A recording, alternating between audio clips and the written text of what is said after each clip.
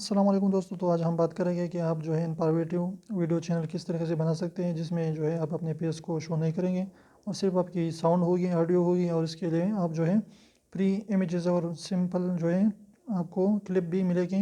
जैसे बहुत सारे वेबसाइट है जो आपको सिंपल जो इमेजेस भी फ्री में दे देता है और इसके अलावा आपको छोटे छोटे क्लिप भी देता है, तो आप उसको यूज़ करके अपने चैनल को ग्रो कर सकते हैं। तो इसमें बहुत सारे जो है आप गूगल पर जाइए और आप लिख दीजिए फ्री वेबसाइट पर इमेजेस एंड शॉर्ट क्लिप्स। तो इस तरह से आपको बहुत सारे वेबसाइट मिलेंगे, pixabay.com है।